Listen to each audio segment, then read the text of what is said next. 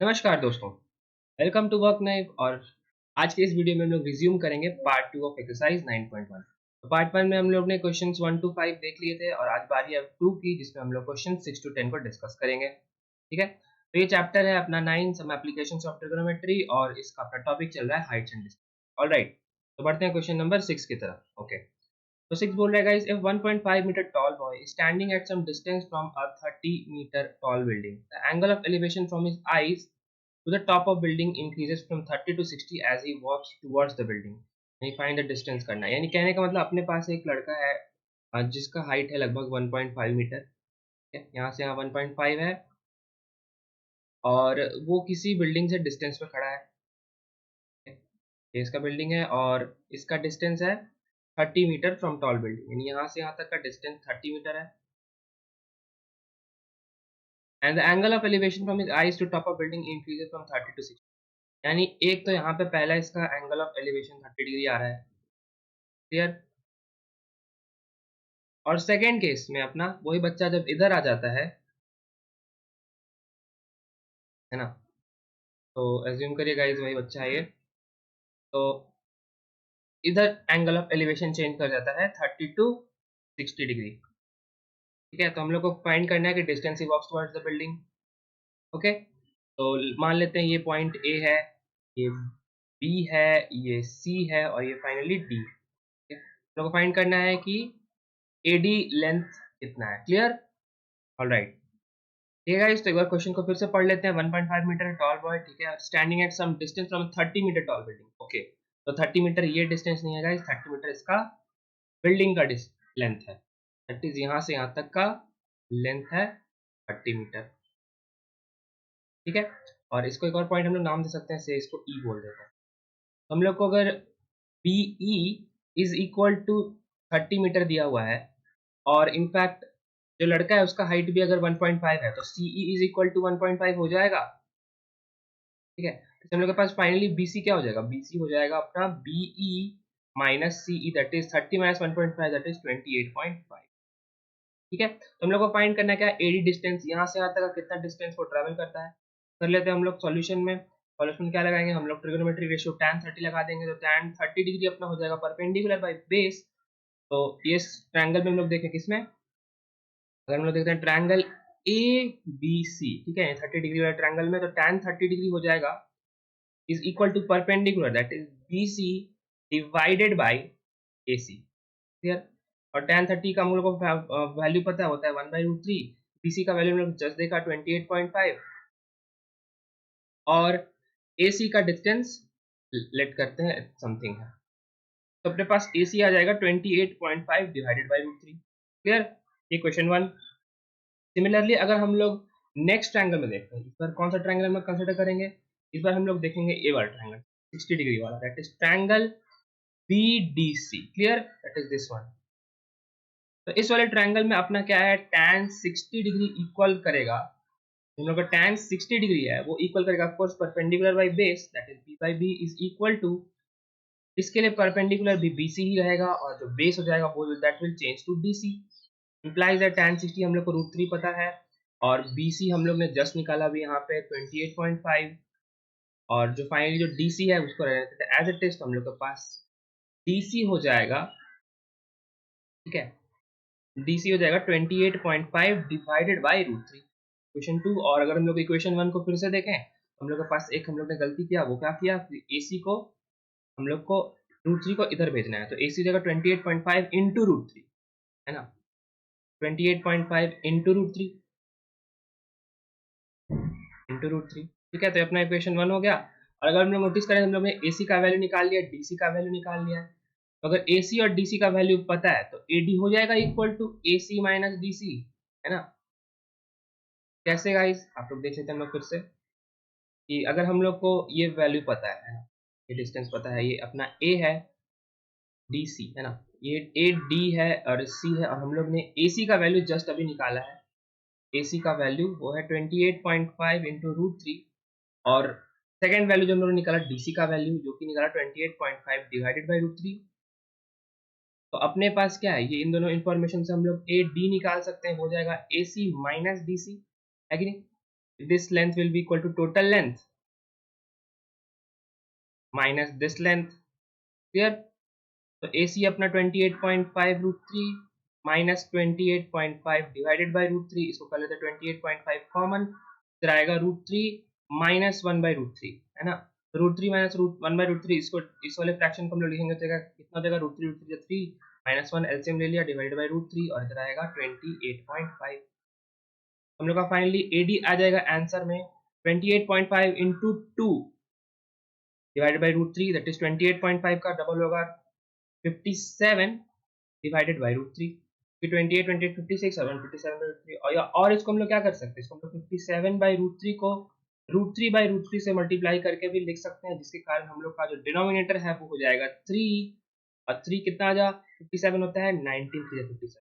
हम लोग का finally answer AD is equal to आएगा 19 root three, that is the distance that he has travelled from the first point to the second point, that is from A to D। ठीक है, जिसके कारण उसका angle of elevation change करा 30 degree से 60 degree पर। Alright, question 6 done.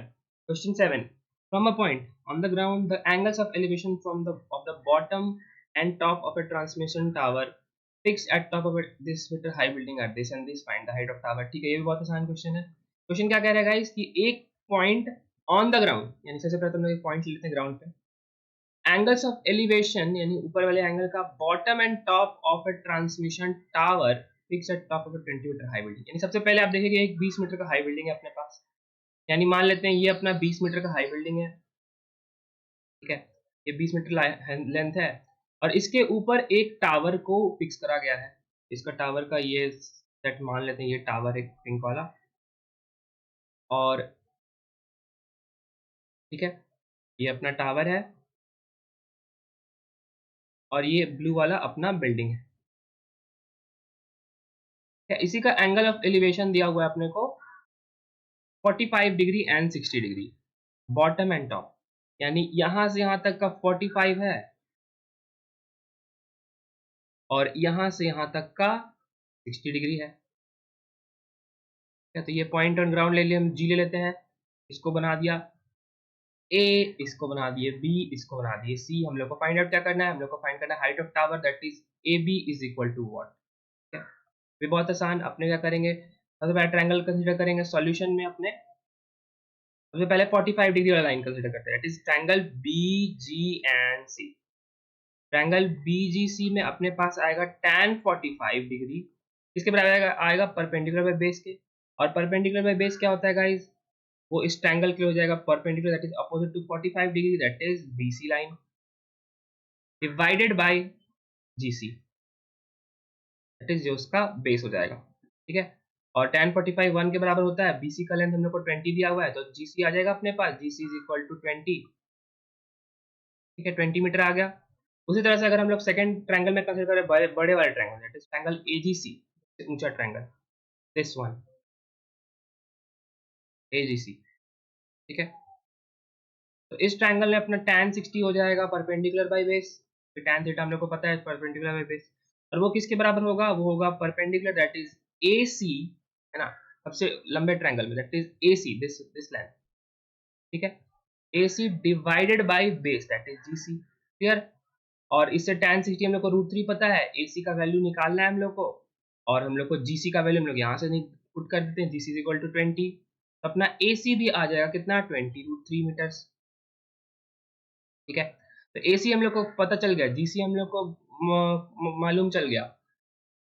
ठीक है, तो ठीक है, तो इनफैक्ट हम लोग क्या कर सकते हैं, हम लोग ए बी निकाल सकते हैं। ए बी लेंथ क्या हो जाएगा, total length, that is AC minus BC, है ना। AC है 20 रूट थ्री, और BC तो 20 दिया हुआ है गिवन द क्वेश्चन। ठीक है ना, 20 मीटर हाई बिल्डिंग यही तो है अपना GC। क्लियर, तो अपने AC को 20 रूट थ्री है, और जो हम लोग का ए बी है वही हम लोग को फाइंड करना है। कहने का मतलब गाइस, सिंपल समरी करूं तो अपने को ये A है, ये C है, और AC का लेंथ हम लोग को पता चल चुका है कितना 20 रूट थ्री। ए बी हम लोग को फाइंड आउट करना है, और हम लोग को BC का गिवन कितना है 20 metre given in the question है। तो अपना जो ए बी हो जाएगा वो हो जाएगा AC minus BC, total length minus BC, this minus this, यही होगा ए बी। तो ए सी को पुट कर देते 20√3 और इसको कर देते बी सी को 20, तो हम लोग का फाइनल आंसर आ जाएगा 20 into √3 - 1 is the length of tower. ठीक है, ऑलराइट, क्वेश्चन ये भी डन। करते हैं नेक्स्ट क्वेश्चन की तरफ, 7 के बाद क्वेश्चन 8 की तरफ। ऑलराइट, तो statue 1.6 metre tall stands on top of a pedestal, यानी एक पेडेस्टल है, तो पेडेस्टल को हम लोग एक वर्टिकल टावर से ही कुछ डिनोट कर सकते हैं, लेट्स से ये। ठीक है, ठीक है गाइस, तो बाय द वे आपको बता दूं गाइस, पेडेस्टल कुछ नहीं होता है, सिंपल एक एक स्टैच्यू जिस पे स्थित रहती है उसी चीज को बोलते हैं। ठीक है, जैसे जिसका बेस होता है, स्टैच्यू जिस बेस पे स्थित रहती है उसी को हम लोग पेडेस्टल बोलते हैं। ठीक है, तो मान लेते हैं इसको पेडेस्टल बना लेते हैं, और इसके ऊपर एक स्टैच्यू है अपना 1.6 मीटर का, और from a point on the ground the angle of elevation of top of statue is 60 degree, यानी इस पॉइंट ऑफ ग्राउंड पे यहाँ टॉप ऑफ स्टैच्यू कितना है, 60 डिग्री है, यानी यहाँ से यहाँ तक का एंगल है 60। ठीक है, तो there is from the same point angle of elevation of top of pedestal is 45, यानी यहाँ से यहाँ तक का पेडेस्टल का अगर हम एंगल ऑफ एलिवेशन देखें तो ये 45 है। तो गाइस आप लोग बस कंसीडर करिए 45 डिग्री है, भले ही ये लग नहीं रहा हो, यानी का मतलब कि समझने के लिए। ठीक है, ये अपना ए है, ये बी है, ये सी है, और हम लोग को क्या निकालना है, हाइट ऑफ पेडेस्टल निकालना है, दैट इज बीसी लेंथ निकालना है। ठीक है, बहुत आसान है, आपने आपको सेम एक ही कॉन्सेप्ट बार बार लग रहा है, वो tan थीटा वाला ट्रायंगल में है ना, तो उसी को इधर भी यूज कर लेंगे हम लोग। सबसे पहले ट्रायंगल बी जी सी में देखते हैं, tan 45 की बारी। तो tan 45 होगा perpendicular by base, that is B C by G C. ठीक है, इंप्लाइज दैट tan 45 कितना होता है गाइस, वो होता है इक्वल टू 1, तो बी सी किसके बराबर आ जाएगा, बी सी आएगा जी सी, पहला पार्ट। ठीक है, सेकंड पार्ट, पहला इक्वेशन और सेकंड इक्वेशन देखेंगे, ट्रायंगल ए जी सी यानी बड़े वाले ट्रायंगल में tan 60 डिग्री किसके बराबर आएगा गाइस, वो आएगा परपेंडिकुलर बाय बेस के बराबर, that is 1.6 plus B C divided by G C, है ना। 1.6 plus B C, that is ये टोटल लेंथ होगा 1.6 plus G C B C divided by base of this triangle, that is this one. ठीक है, ये किसके बराबर आता है, tan 60 हम लोग वैल्यू पता है, वो होता है गाइस √3 के बराबर। और हम लोग क्या करेंगे, इक्वेशन 1 का इस्तेमाल करेंगे, हम लोग को क्या निकालना है, हाइट ऑफ पेडेस्टल निकालना है, दैट इज हम लोग को बीसी का वैल्यू निकालना है। तो हम लोग डायरेक्ट ये जीसी की जगह बीसी पुट कर सकते हैं इक्वेशन 1 से, क्योंकि हम लोग को बीसी निकालना है। अपने पास वह आएगा फाइनल आंसर में। ठीक है, वो आएगा √3 टाइम्स, क्योंकि एलएचएस में मल्टीप्लाई हो जाएगा BC, तो आएगा √3 BC is equal to 1.6 plus BC। इस कारण हम लोग का BC का वैल्यू आएगा 1.6 डिवाइडेड बाई √3 माइनस, है ना, क्लियर। यानी अपने पास BC का वैल्यू आ चुका है 1.6 डिवाइडेड बाई √3 माइनस 1। क्या करेंगे, इसको हम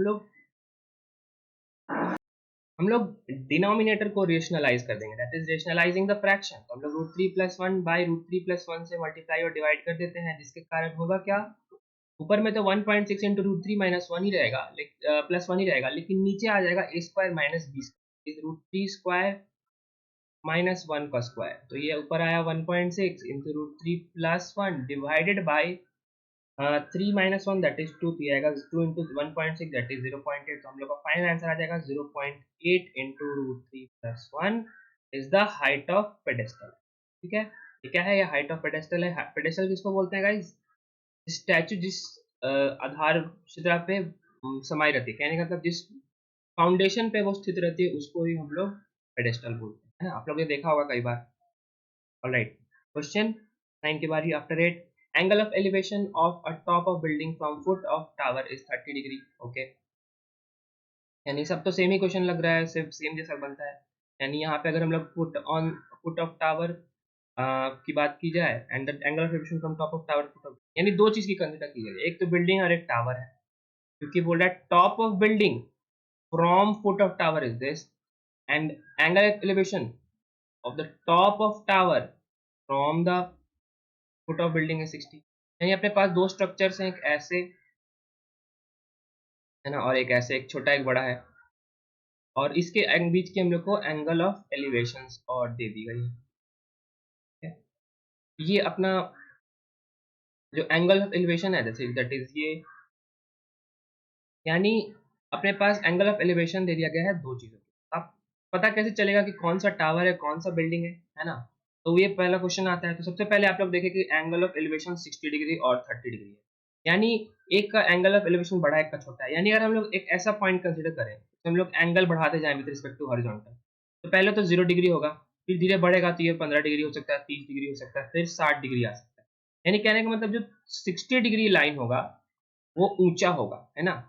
that is 60 degree angle of elevation that would be higher than the 30 degree line. ठीक है, उसी आधार पे अगर ये अगर स्ट्रक्चर लंबा है ना, ये अगर स्ट्रक्चर लंबा है इसका मतलब क्या, ये वाला होगा 30 डिग्री मतलब 60 डिग्री। क्लियर?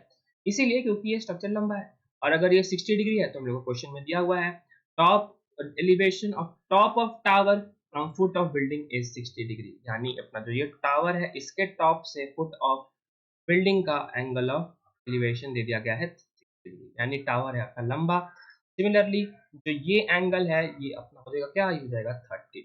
ठीक है, हम लोग क्या करना है, if the tower is 50 metre high, यानी ये अपना 50 मीटर है, तो हम लोग को फाइंड करना है हाइट ऑफ बिल्डिंग, एच कर देते हैं। ठीक है, इसको बेस बना देते हैं। अपना simple question again same concept पे आएगा, आप लोगों को tan थीटा लगा देना है। तो हम लोग क्या करेंगे, ऑफ कोर्स अगर आप लोग चाहे तो नाम भी दे सकते हैं इसका, तो अपने इसको नाम देते हैं ए, ये होगा बी, ये होगा सी, ये होगा डी। हम लोग को फाइंड क्या करना है, टू फाइंड हम लोग करना है height of building that is BC या सी डी। ठीक है, और हम लोगों के पास गिवन इन्फॉर्मेशन एंगल्स का है और टावर का हाइट दे दिया गया है 50 मीटर। ठीक है, तो सबसे पहले हम लोग ट्रायंगल कंसिडर करेंगे, बी सी डी को किसी को भी कर लेते हैं। ट्रायंगल बी सी डी में हम लोग देखेंगे तो tan ऑफ 30 डिग्री हो जाएगा कितना, perpendicular by base that is h divided by base is B, पहला पॉइंट। ठीक है, उसी तरह से ट्रायंगल हम लोग ए बी सी में कंसिडर करें तो अपना सेकंड पॉइंट में आएगा tan ऑफ 60 डिग्री किसके बराबर आएगा, perpendicular by base that is A B divided by base that is B C. ठीक है, लेकिन tan 60 तो √3 होता है और बेस ए बी का वैल्यू हम लोग को क्वेश्चन में गिवन है इक्वल टू 50, तो बी सी का वैल्यू आ जाएगा क्वेश्चन 2 से। क्वेश्चन 2 से अपने पास बी सी आएगा 50 डिवाइडेड बाई √3, है ना? tan 60 होगा √3 और A B is the height of the tower that is 50 metre divided by base, base का वैल्यू हम लोग को नहीं पता, तो √3 equal to 50 by B C, तो बी सी आएगा 50 बाई √3। ठीक है, बी सी आया 50 बाई √3, इसको हम लोग क्या करेंगे, इसको हम लोग पुट कर देंगे इक्वेशन नंबर 1 में। इक्वेशन नंबर 1 आप लोग याद रखिए, वो था tan 30 is equal to h by B C. तो tan 30 is equal to h by B C था इक्वेशन 1 से, तो हम लोग के पास h आ जाएगा जो हम लोग को निकालना है, that is the height of building होगा BC इंटू tan 30। और हम लोग ने जस्ट अभी अभी निकाला कि जो BC का वैल्यू था लास्ट स्लाइड में 50 बाई √3 था, 50 बाई √3 था। tan 30 कितना होता है, वो भी 1 बाई √3 होता है। अपने पास जो h आ जाएगा हाइट ऑफ बिल्डिंग वो आएगा 50 बाई 3। क्लियर? बढ़िया, आसान, answer done, that is which is the height of building. Easy guys, अगर आप लोग कोई भी डाउट है तो फिर भी आप लोग कमेंट सेक्शन में जरूर लिखें और हम लोग को पिंग जरूर करें।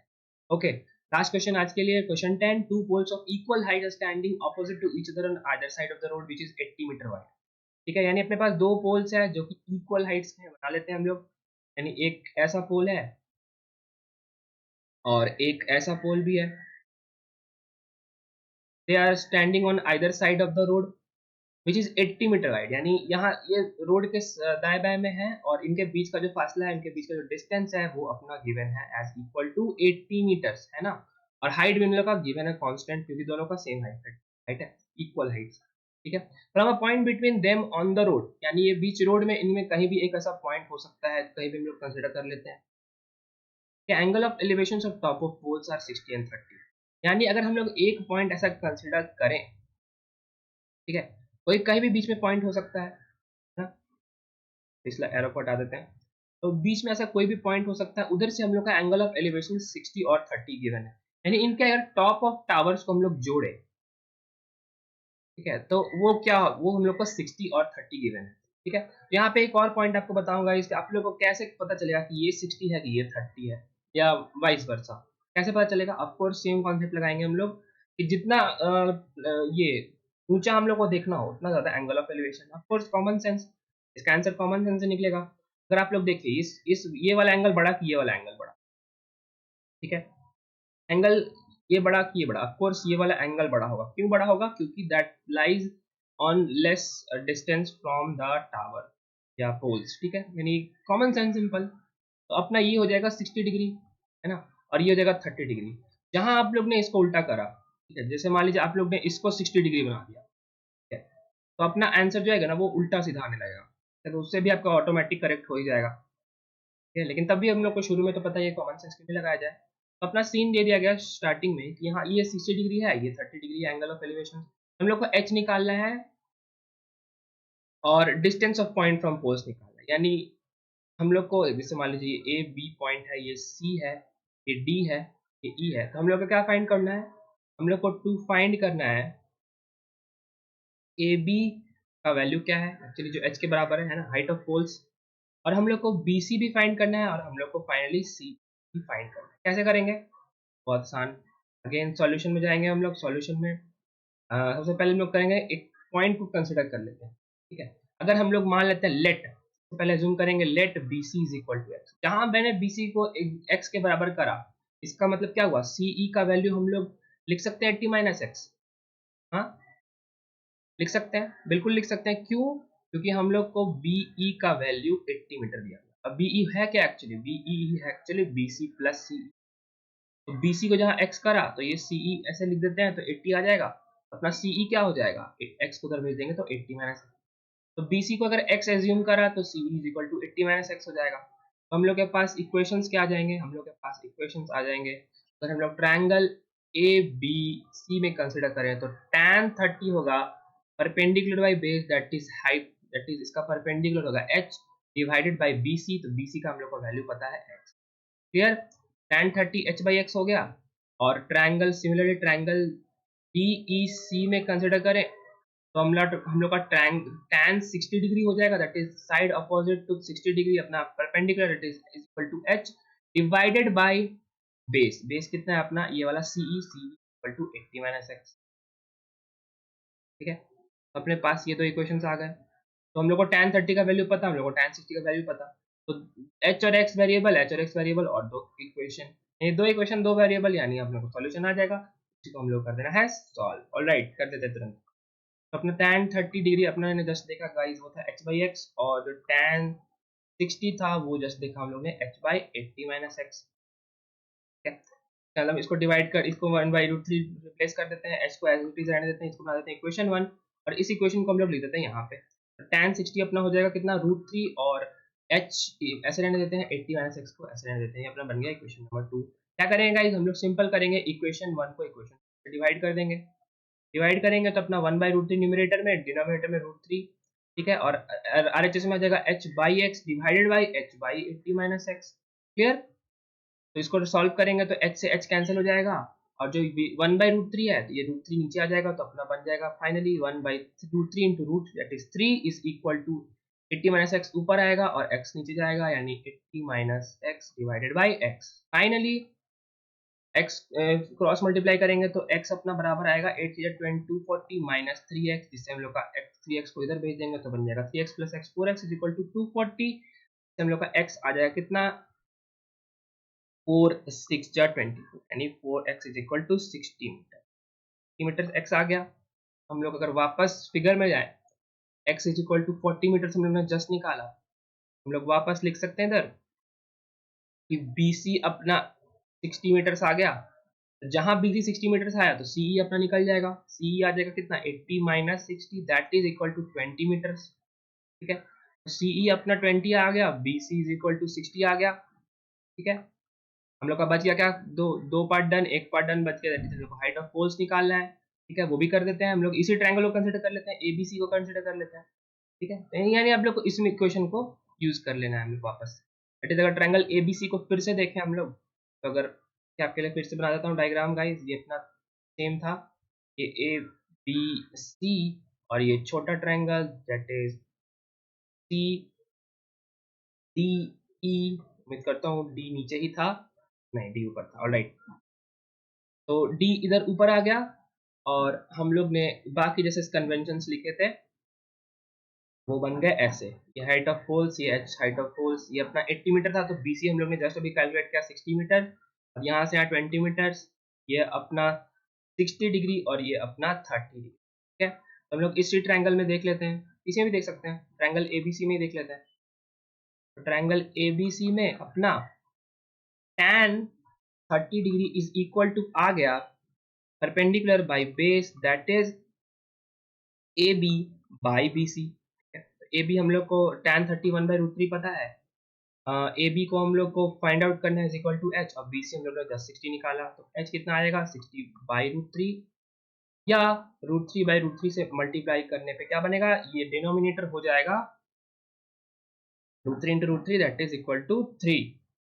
तो 320 या 60, तो हम लोग के पास हाइट ऑफ पोल्स आ जाएगा 20 into √3। ठीक है, फाइनली हम लोग लिख सकते हैं क्वेश्चन जो हम लोग को चाहिए था, हाइट ऑफ पोल्स वो था 20√3 मीटर्स, और लोकेशन ऑफ दोस पोल्स चाहिए था, वो कितना था 60 metres and 20 metres from the respective foot of poles, है ना। ये हम लोग का क्या है, डिस्टेंस ऑफ पोल्स फ्रॉम कहाँ है, फ्रॉम वो रोड्स, रोड्स के पीछे पूछा था, is either side of the road, from road, distance of poles from road, that's it। यानी अपना ये क्वेश्चन भी बन गया, क्वेश्चन 6 to 10। उम्मीद करता हूँ गाइस आप लोग को समझ में आया होगा। हम लोग जल्दी मिलते हैं नेक्स्ट वीडियो में, जब हम लोग डिस्कस करेंगे पार्ट 3 ऑफ दिस एक्सरसाइज 9.1, जहां बाकी के बचे 11 to 15 क्वेश्चंस करे जाएंगे कंप्लीट। ठीक है, आप लोग मन लगा के पढ़ते रहिए गाइस, मिलते हैं, तब तक ध्यान रखिए और तब तक के लिए जय हिंद।